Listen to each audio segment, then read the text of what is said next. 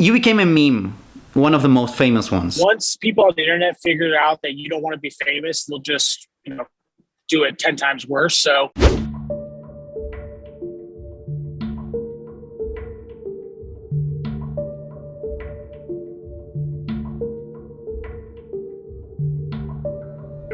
This is quite funny because this interview is very different than what I usually do in this channel. I really didn't know where to start because I think it's safe to say that every person in the world has seen your face. Every person with access to an internet connection has seen your face at least once.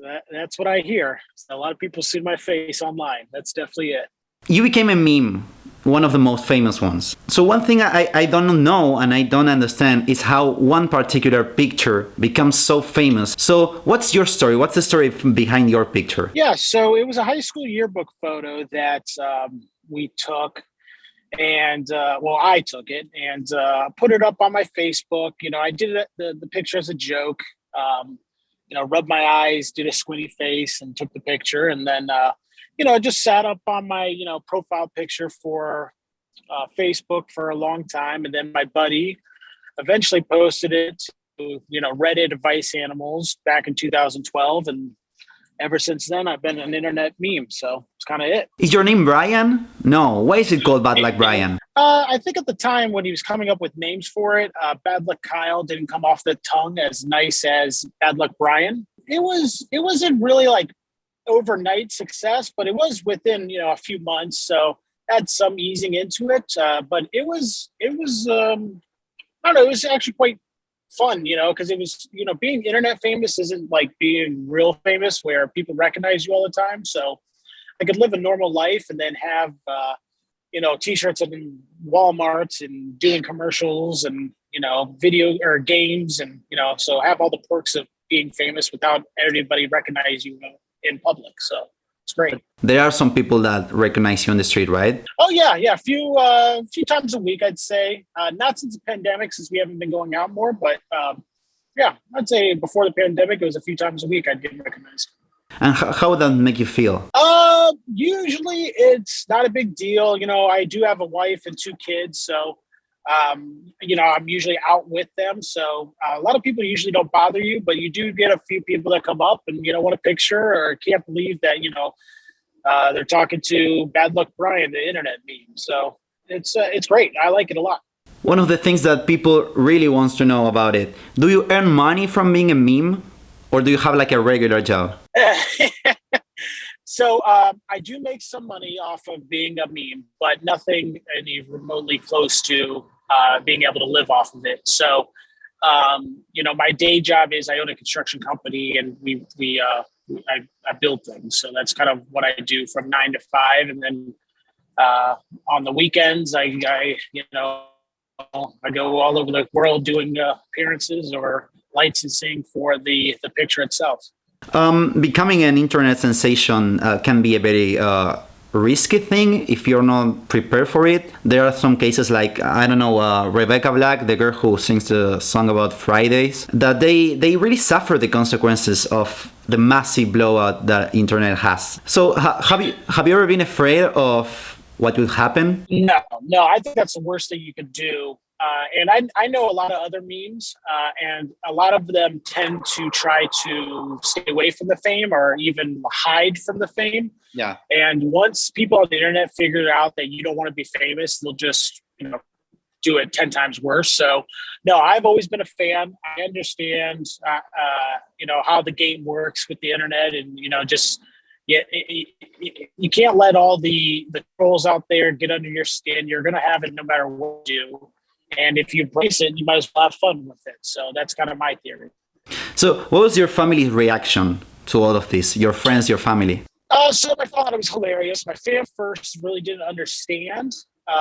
Obviously, my parents are, in their 60s, and it really didn't click in their minds until, they started seeing T-shirts or me pop up on a commercial for McDonald's kind of deal that it was a real big thing, so it took some explaining to do and like telling them like I don't write any of the memes, like other people write them and submit them, and so that's where it was a little difficult with them.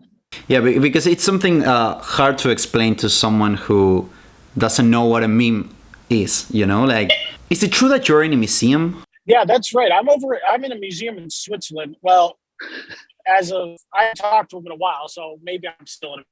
But the Burns Museum for Communications, I think it's called. And they have me in there for some pop culture exhibit they're doing. So, yeah, got another little check mark on my life list is being in a museum. So I appreciate that. Another thing that people really want to know, do you have bad luck in real life too? No, I'd say I quite the opposite. I have actually pretty good luck. You know, anytime I play games, like chance games, I'm pretty lucky with it. I've won countless like bingo events. You know, you could call my wife up; she'd agree, or tell you exactly how it's not fun playing with me. But yeah, I'd say I'm quite lucky. And a lot of people come up to me off the street who recognize me and like, oh man, I feel bad for you. Everybody makes fun of you on the internet, and it's like, no, it's actually a pretty good gig. All you do is license your face out to people or different companies and brands. And, I get to go and do interviews like this or travel. We just got back from Slovakia for a trip. And so, yeah, it's great. So it's been amazing so far. So you say you're in touch with other memes from the internet? I feel like all the memes stay pretty close connected. Lena, which is a overly attached girlfriend.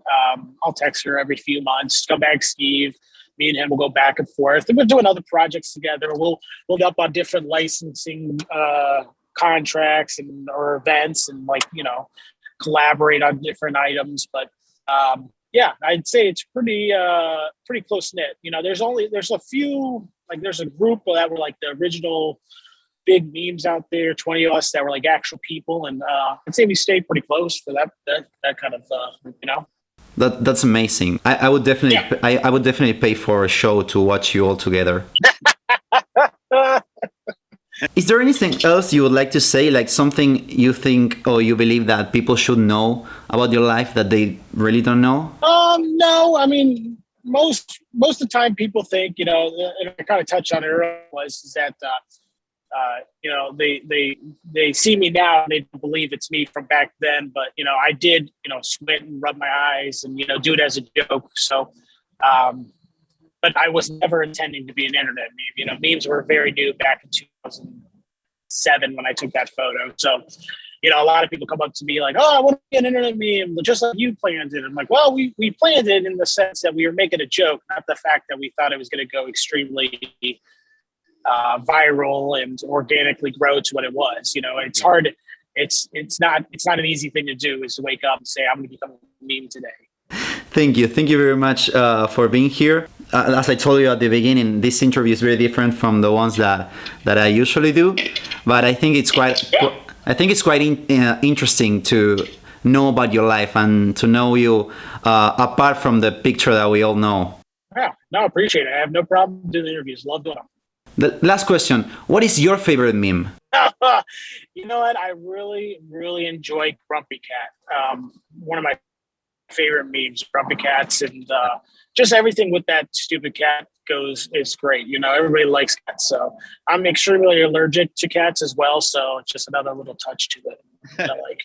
Thank you for being here. A todos los que nos están mirando les recuerdo que se pueden suscribir al canal, pueden ir a seguirme en Instagram, pueden donarme un cafecito si les interesa que este formato se pueda seguir realizando de manera independiente. Y nos vemos en el próximo Vivir Siendo. Thank you, Kyle. Thank you. Have a good one. Mwah.